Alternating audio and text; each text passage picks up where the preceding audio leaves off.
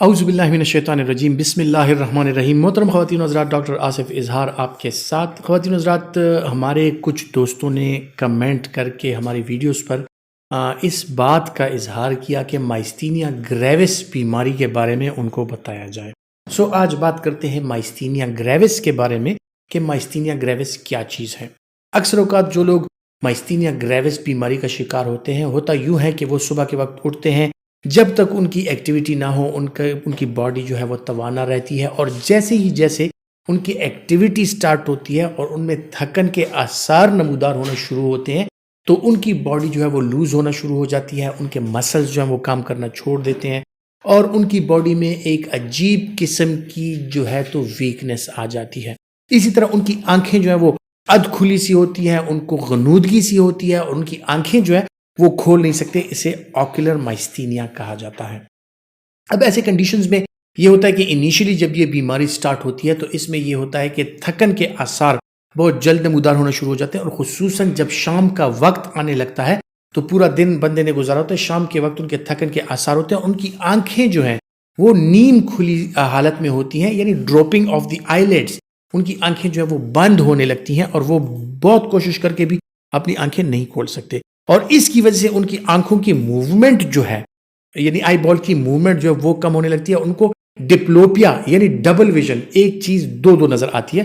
Initially جب ہمارے پاس یہ پیشنٹ پریزنٹ کرتے ہیں، نیورولوجسٹ کے پاس، میڈیکل اسپیشلسٹ کے پاس جب پریزنٹ کرتے ہیں یہ پیشنٹس، تو ان میں زیادہ تر یہ ہوتا ہے کہ شام کے وقت یا جب مجھے تھکن ہوتی ہے اس وقت مجھے دھندلا دکھائی دیتا ہے، دو دکھائی دیتا ہے، ڈبل ویژن ہوتی ہے، اور اسی طرح آنکھیں کھولنے میں دشواری ہوتی ہے، اور پھر جب یہ ڈیزیز ایڈوانس کرتی ہے تو ان کی جو موومنٹس ہوتی ہیں، یعنی ہاتھ پاؤں کی موومنٹس، چلنا پھرنا، اٹھنا بیٹھنا، اس میں تکلیف شروع ہو جاتی ہے۔ یا پھر یوں کہیے کہ پرانے زمانے میں یہ کہا جاتا تھا کہ جب تک مائستینیا گریوس کے بارے میں لوگوں کو علم نہیں تھا تو اس بیماری کو ایسی بیماری کہا جاتا ہے کہ جب تک دھوپ ہوتی ہے یہ بندے چل پھر رہے ہوتے ہیں، جیسے ہی دھوپ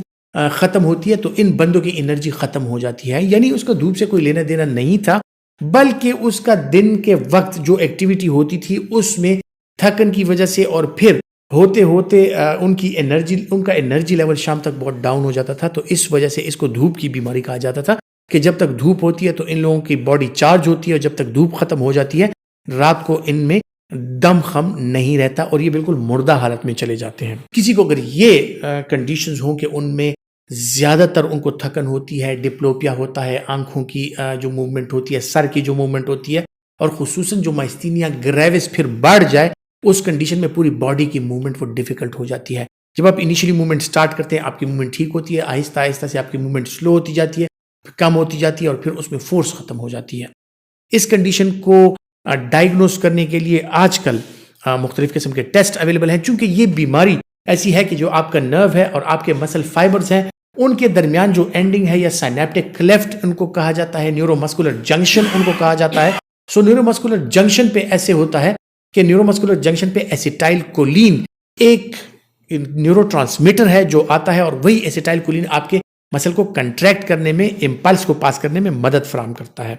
اب نیورو مسکولر جنکشن پر ایسیٹائل کولین ایسٹریز ایک انزائم ہے جو اس ایسیٹائل کولین کو تھوڑے عرصے بعد جب امپلس انیشیٹ ہوتی ہے اس کے بعد اس کو ختم کر دیتا ہے۔ یہ ایسیٹائل کولین ایسٹریز جو انزائم ہے، اگر اس کی مقدار ہم کم کر دیں تو ایسیٹائل کولین زیادہ عرصے تک اس کلیفٹ میں رہے گا، نیورو مسکولر جنکشن پہ رہے گا، اور آپ کی نیورو مسکولر جنکشن پہ جو آمد ہے امپلسز کی وہ جاری رہے گی۔ اس وجہ سے ہم دو قسم کی اینٹی باڈیز ٹیسٹ کرتے ہیں، اس کو ایسیٹائل کولین ریسیپٹر اینٹی باڈیز کا ٹیسٹ کہا جاتا ہے، کیونکہ جن لوگوں کو مائستینیا گریوس ہوتا ہے ان لوگوں میں ایسیٹائل کولین ریسیپٹر جو ہے ان کے اگینسٹ اینٹی باڈیز آ جاتی ہیں، اور یہ ایک آٹو امیون ڈیزیز ہوتی ہے۔ کچھ لوگوں میں ایسیٹائل کولین ریسیپٹر اینٹی باڈیز کا ٹیسٹ نیگیٹو آ جائے اور آپ کی اسٹرانگ کلینکل سسپیشن ہو کہ یہ مائستینیا گریوس ہو سکتا ہے، تو اس کے لیے پھر اینٹی مسک اینٹی باڈیز کا ایک ٹیسٹ کرایا جاتا ہے جو کہ زیادہ تر لوگوں میں پازیٹیو آتا ہے۔ پھر اگر مائستینیا گریوس کی ایک دفعہ ڈائگنوزز ہو جائے تو اس کے لیے ہم لائف سٹائل ماڈیفیکیشن اور اس کے لیے دوائیاں تجویز کرتے ہیں۔ دوائیوں میں اس کے لیے ایسیٹائل کولین جو ایسٹریز انزائم ہے اس کے انہیبیٹرز کا سہارا لیتے ہیں، جس میں نیوسٹگمین، پیروڈسٹگمین اور فائزوسٹگمین مختلف قسم کی دوائیاں ہوتی ہیں، جن سے ہم جو انزائم ہے ایسیٹائل کولین اسٹریز اس کو انہیبٹ کرتے ہیں تاکہ ایسیٹائل کولین کی زیادہ مقدار اس نیورو مسکولر جنکشن پہ رہے اور آپ کے پیشنٹ کے نیورو مسکولر جنکشن پہ جو امپلسز کریٹ ہوتی ہیں وہ زیادہ رہیں تو اس کے بدن میں انرجی رہتی ہے. پھر مائستینیا گریوس کے کچھ لوگ ایسے ہوتے ہیں کہ ان میں تھائموما، تھائمس ایک گلینڈ ہے جو کہ آپ کا سٹرنم بون جو ہے اس کے پیچھے چیسٹ میں، اس کے پیچھے سٹرنم بون کے پیچھے پایا جاتا ہے، اور وہ غدود جو ہے وہ 7 سال سے عمر 10 سال کی عمر تک وہ ختم ہو جاتے ہیں. لیکن مائستینیا گریوس کے کچھ مریضوں میں یہ غدود جو ہے تھائموما کی شکل اختیار کر لیتے ہیں اور ایڈلٹ لائف تک یہ تھائمس جو ہے یہ برقرار رہتا ہے، اور ایسے لوگوں میں مائستینیا گریوس کے آثار جو ہیں وہ زیادہ ہوتے ہیں اور مائستینیا گریوس کی بیماری جو ہے ان لوگوں میں زیادہ ہوتی ہے. مائستینیا گریوس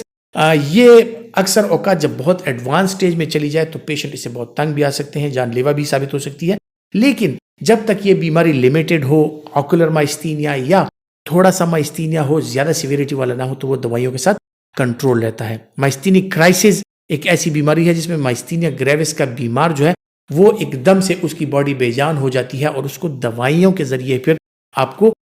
ان کی جو پاور ہے اس کو واپس لانا پڑتا ہے. خواتین حضرات، مائستینیا گریوس کے حوالے سے کچھ معلومات میں نے آپ تک پہنچائی جو یقیناً آپ کے لیے فائدہ مند ثابت ہوں گی، اور اگر آپ سمجھتے ہیں کہ آپ کے لیے فائدہ مند ہے تو یہ ویڈیو دوسروں تک ضرور پہنچائیں. اپنا بہت سا خیال رکھیے گا.